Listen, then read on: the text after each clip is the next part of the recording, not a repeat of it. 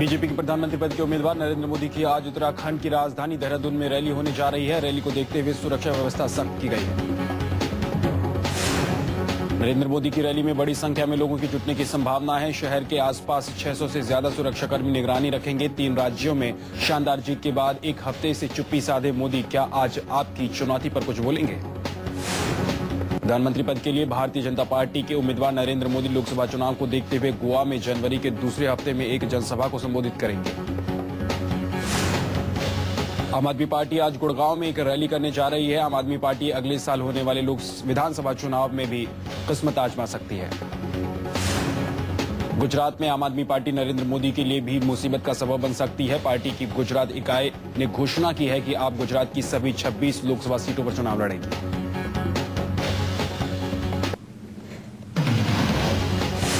आम आदमी पार्टी की एग्जीक्यूटिव मीटिंग आज से शुरू होने जा रही है। 2 दिन तक चलने वाली इस मीटिंग में लोकसभा चुनाव को लेकर रणनीति तैयार की जाएगी। आम आदमी पार्टी पर धनवर्षा शुरू हो गई है। आपको अब तक देश भर से 60 लाख डोनेशन आए हैं। बड़ी संख्या में कार्यकर्ता आप ज्वाइन कर रहे हैं। अरविंद केजरीवाल ने जंतर मंतर से चंदा देने की अपील की थी। मुख्य चुनाव आयुक्त वीएस संपत ने कहा है कि मतदाता सूचियों में बड़ी संख्या में युवा मतदाताओं के नाम दर्ज किए जाने से विधानसभा चुनाव में काफी ज्यादा वोटिंग हुई।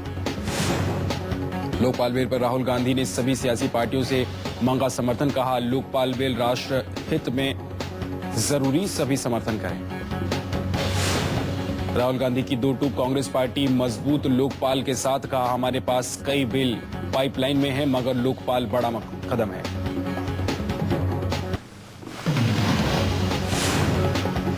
राहुल गांधी ने अन्ना के अनशन का भी जिक्र किया। कहा, करप्शन के खिलाफ लोकपाल बिल बड़ा अस्त्र साबित होगा। राहुल बोले, हमारा काम करप्शन के खिलाफ इंफ्रास्ट्रक्चर तैयार करना है। राज्यसभा में लोकपाल विधेयक को रखा गया लेकिन समाजवादी पार्टी के सांसदों के लगातार शोर शराबे की वजह से इस पर चर्चा नहीं हो सकी। अब सोमवार को इस पर चर्चा होगी। राहुल गांधी के लोकपाल पर सभी दलों का समर्थन करने की अपील पर समाजवादी पार्टी के नेता नरेश अग्रवाल ने कहा कि हम किसी भी कीमत पर इसका विरोध करेंगे। लोकपाल भ्रष्टाचार मिटाने वाला नहीं।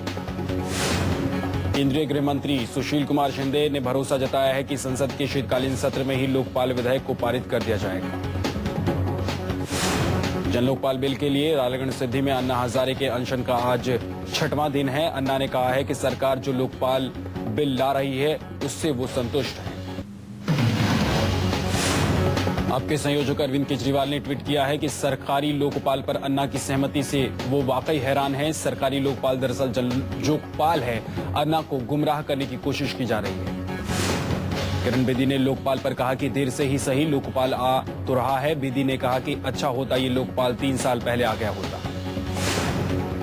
लोकपाल बिल पर राज्यसभा में नेता विपक्ष अरुण जेटली ने कहा कि सोमवार को लोकपाल बिल पास हो। सिलेक्ट कमेटी की सिफारिशें माने सरकार। आम आदमी पार्टी के नेता प्रशांत भूषण ने कहा कि समाज सेवी अन्ना हजारे कांग्रेस और बीजेपी से जुड़े नेताओं से घिरे हैं जो उन पर सरकारी लोकपाल का समर्थन करने के लिए दबाव डाल रहे हैं। कानून मंत्री कपिल सिब्बल ने कहा कि लोकपाल विधेयक में साफ किया गया है कि सीबीआई लोकपाल के साथ मिलकर किस तरह काम करेगी, लेकिन सीबीआई प्रमुख की नियुक्ति लोकपाल के जरिए नहीं की जाएगी। राष्ट्रपति शासन की राह पर दिल्ली, न बीजेपी न ही केजरीवाल सरकार बनाने को तैयार। उपराज्यपाल नजीब जंग ने गृह मंत्रालय को भेजी रिपोर्ट। राष्ट्रपति से अपील, दिल्ली में कामकाज सुचारू रूप से चले इसलिए प्रेसिडेंट ने उचित फैसला। केजरीवाल की शर्तों से कांग्रेस का किनारा, बीजेपी का हमला, देश के भाग्य विधाता बन रहे हैं केजरीवाल। समर्थन लेने के लिए आम आदमी पार्टी की शर्तों पर कांग्रेस का करारा हमला। कांग्रेस के मुताबिक आप अपनी जिम्मेदारी से बच रही है। कांग्रेस का केजरीवाल पर सीधा हमला। कहा, आप दिल्ली की सत्ता में नहीं आना चाहती है इसलिए टाल मटोल कर रही है। लेफ्टिनेंट गवर्नर से मिलने के बाद बोले अरविंद केजरीवाल, जनता कहेगी तो बनाएंगे सरकार। बीजेपी कांग्रेस के समर्थन की मंशा पर उठाए सवाल। रखी 18 शर्तों की फहरिस्त।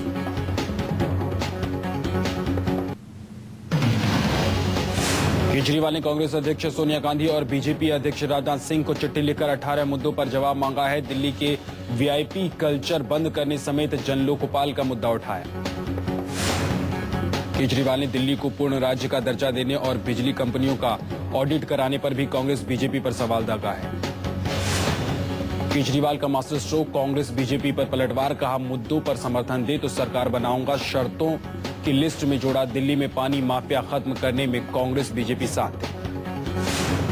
सरकार बनाने के लिए केजरीवाल की शर्त, दिल्ली से वीआईपी कल्चर खत्म करने की मांग, शर्त में जोड़ा विधायक और सांसद सभी अपनी सुरक्षा हटा दें। केजरीवाल की मांग, सांसद और विधायकों की निधि भी खत्म कर दी जाए और उनकी लाल बत्ती लगी गाड़ी और बंगले भी ले लिए जाएं। राजस्थान में अपमानजनक पराजय के बाद कांग्रेस पार्टी ने बीजेपी के पीएम कैंडिडेट नरेंद्र मोदी पर आरोप लगाया है कि उन्होंने ईवीएम में इस तरह की प्रोग्रामिंग करवाई जिससे वोट बीजेपी को ही पड़े। राजस्थान कांग्रेस ने प्रधानमंत्री मनमोहन सिंह को पत्र लिखकर मांग की है कि ईवीएम से छेड़छाड़ की सीबीआई जांच की जाए। चारा घोटाला मामले में सुप्रीम कोर्ट से जमानत मिलने के बाद आरजेडी अध्यक्ष लालू प्रसाद यादव को सोमवार को जेल से रिहा किए जाने की संभावना है। पटना में बीजेपी नेता शत्रुघ्न सिन्हा ने कहा कि लालू यादव के साथ इंसाफ हुआ है। शत्रुघ्न सिन्हा ने लालू यादव को बिहार का गौरव बताया। अमेरिका में उप महावाणिज्य दूत दिव्यानी के गिरफ्तारी पर उनके पिता ने रोष जताया है। उत्तम खोबराडगे ने कहा कि ये मानवाधिकार का उल्लंघन है कि सड़क पर किसी महिला को गिरफ्तार किया गया, वो भी बिना किसी महिला कांस्टेबल को साथ लिए। मुर्शिदाबाद जिले में मयूराक्षी नदी के तट से सैकड़ों सिक्कों से भरी एक तिजोरी मिली है। इन सिक्कों में कई मुगल काल के हैं, सिक्के तांबे और चांदी के हैं। आधिकारिक सूत्रों ने बताया है कि घिलेरा गांव के एक निवासी को तिजोरी नजर आई। तिजोरी को उसने अपने परिवार के सदस्यों की सहायता से खोद कर घर ले गया। सूचना मिलने पर पुलिस ग्रामीण के घर पहुंची और तिजोरी और सिक्के अपने कब्जे में लिए। खुलने पर उसमें 6,228 सिक्के मिले जो मुगल काल के थे। बिहार में पटना में रहने वाले 3 कमरों वाले एक फ्लैट के एक महीने का बिजली का बिल 9 अरब 38 करोड़ रुपए आ गया है। बिल आने के बाद से घर वाले हैरान परेशान हैं। पीड़ित परिवार बिजली कंपनी के चक्कर लगा रहा है तो वहीं बिजली कंपनी के अफसरों ने सफाई दी है कि कंप्यूटर खराब हो चुका है। बिजनौर के नगीना इलाके में शमशान घाट पर एक बक्सा मिला जिसमें एक अधकटी लाश मिली। शव के दोनों हाथ, सिर और पैर गायब हैं। बिजनौर पुलिस को प्रेम प्रसंग के मामले में हत्या का शक है। बक्से पर कुछ लिखा है जिससे अहम सुराग मानकर पुलिस आरोपियों की तलाश में जुट गई है। मुंबई के नयगांव में एक महिला की हत्या का मामला सुलझा लिया गया है। पुलिस के मुताबिक तांत्रिक के कहने पर कलावती नाम की महिला की बंद कमरे में बलि दी गई। पुलिस ने तांत्रिक समेत 5 लोगों को गिरफ्तार कर लिया है। तांत्रिक के कहने पर 4 लोगों ने मिलकर महिला का सिर धड़ से अलग कर दिया था। कलावती अपने बीमार बच्चे के लिए तांत्रिक के दर का चक्कर लगा रही थी। दिल्ली में 12वीं क्लास की लड़की से रेप का मामला सामने आया है। मिस कॉल के बाद शुरू हुई दोस्ती में धोखा, आरोपी अरेस्ट। इलाहाबाद में सीबीएसई बोर्ड के अफसर पर महिला ने लगाया यौन शोषण का आरोप, अश्लील वीडियो बनाकर ब्लैकमेल करने का आरोप। कानपुर पुलिस ने 100 नंबर डायल करने वाले 102 लोगों को गिरफ्तार कर लिया है। पुलिस ने 1000 लोगों की लिस्ट बनाई थी। फर्जी कॉल्स से परेशान होकर पुलिस ने अभियान चलाया।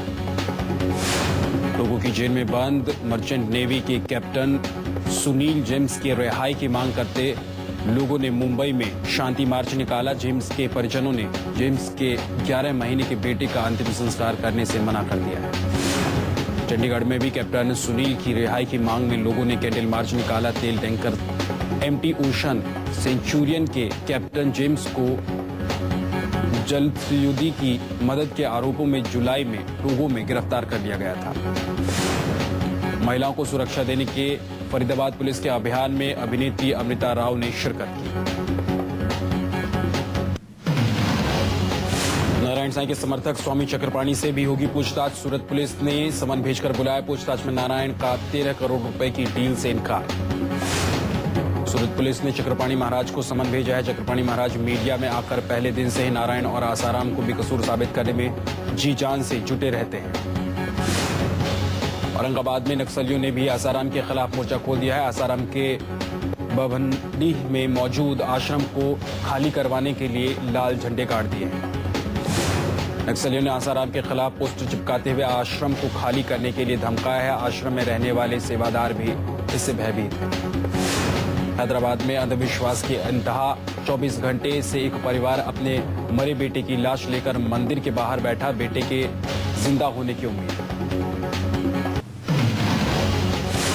खबरों के मुताबिक पूर्व भारतीय क्रिकेट कप्तान सौरव गांगुली को बीजेपी ने अगले साल होने वाले आम चुनाव में टिकट पर मैदान में उतारने की पेशकश की है।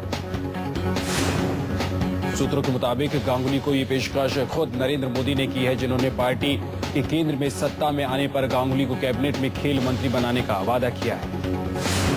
एक प्रमुख बंगाली दैनिक में गांगुली के हवाले से कहा गया है कि मेरे पास पेशकश है, लेकिन मैंने अब तक फैसला नहीं किया है कि क्या करूं। खबरों के मुताबिक गांगुली नवंबर में एक दोस्त के जरिए वरुण गांधी से मिले थे, जिसके बाद उनके चुनाव लड़ने की अटकलें लगाई जा रही थी। बंगाल में लोकसभा की 42 सीटें हैं, जिसमें बीजेपी की एकमात्र सीट दार्जिलिंग में है। बीजेपी गांगुली के जरिए बंगाल में अपनी लोकसभा सीटें बढ़ाने की जुगत में है। पति सुजैन से 13 सालों की शादीशुदा लाइफ खत्म करने की घोषणा करने वाले बॉलीवुड अभिनेता ऋतिक रोशन का कहना है कि वो हमेशा मेरे जीवन का प्यार रहे।